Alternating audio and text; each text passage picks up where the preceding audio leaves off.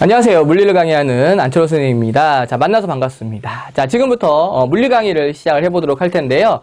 자, 책을 보시면 굉장히 조금 책이 어려워 보이고 이걸 과연 어떻게 공부할 수 있을까라는 생각에 아마 이 강의를 찾아오셨을 거라고 생각이 드는데요. 정말 잘 오셨습니다.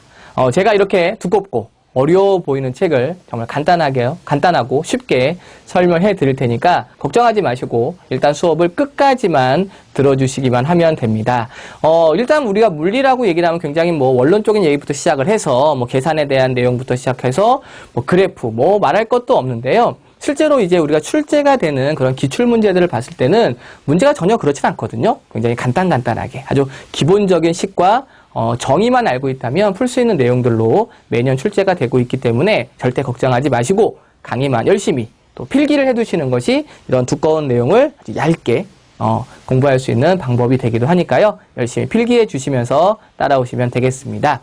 자, 그러면 우선 오늘 이 시간에는요. 바로 3페이지입니다. 바로 물리학의 기초, 기본적인 물리량에 대한 얘기부터 시작을 해서 여러 가지 물리를 시작하기 위한 준비 과정들이 있거든요. 바로 그 내용부터 시작을 해보도록 하겠습니다. 잘 따라오시고요. 놓치지 마세요.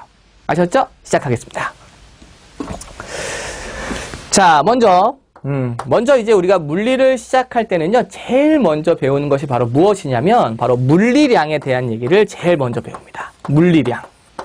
자, 물리량이라고 얘기를 하면 굉장히 좀 말이 낯설지만, 쉽게 말하면, 물리를 표현하는 여러 가지 용어들을 말해요. 물리를 표현하는 여러 가지 용어들.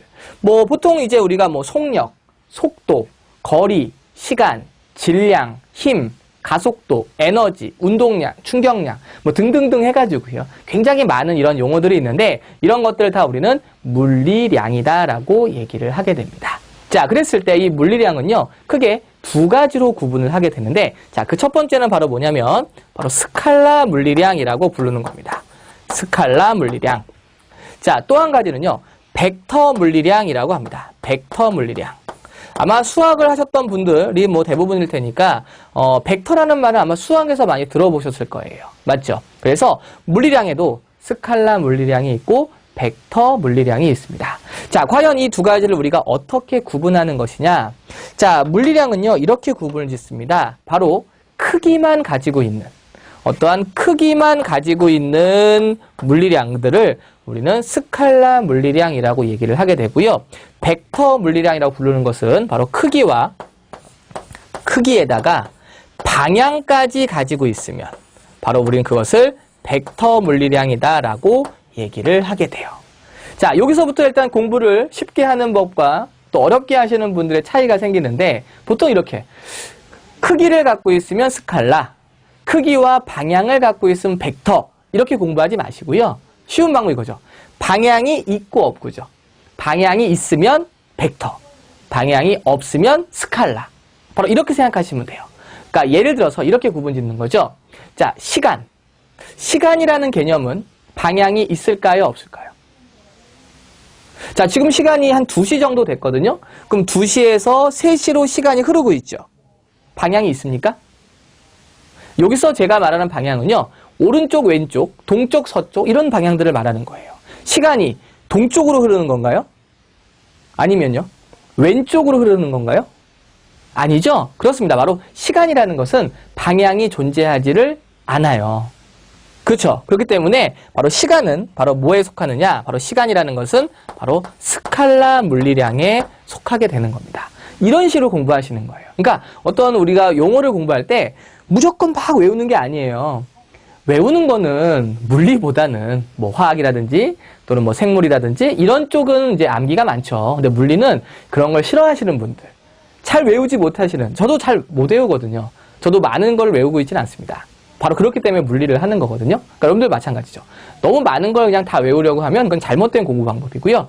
이렇게 방향이 있고 없고를 생각하셔야 돼요. 자, 한번 제가 다시 한번 문제를 내보겠습니다. 자, 여러분들 질량이요. 방향이 있을까요? 없을까요? 보통 이제 우리가 질량이라고 하면 10kg, 20kg, 30kg 이런 게 이제 질량이거든요.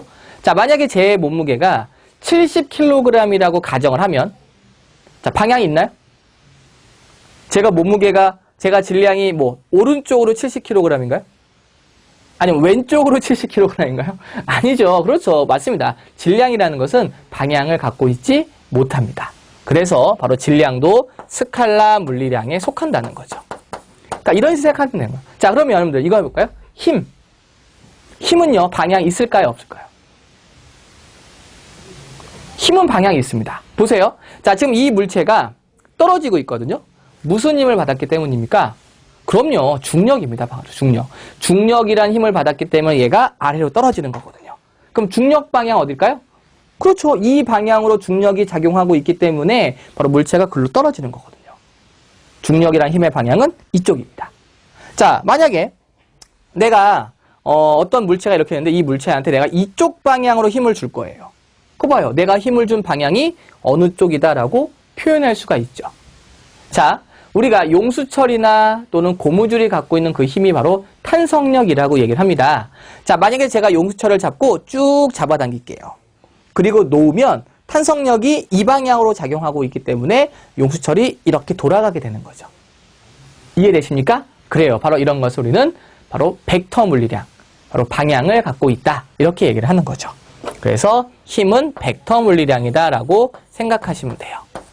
자, 그 다음에 이제 우리가 뭐 대부분 이제 일반인들이 그냥 막 섞어 쓰는 용어들 중에 예를 들어서 속력이라는 단어와 속도라는 말이 있죠. 속력과 속도. 맞죠? 이제 보통은 이 속력과 속도를 그냥 막 섞어 쓰는 경우가 굉장히 많습니다. 그런데 그건 잘못된 거예요. 실제로 속력은 방향이 없습니다.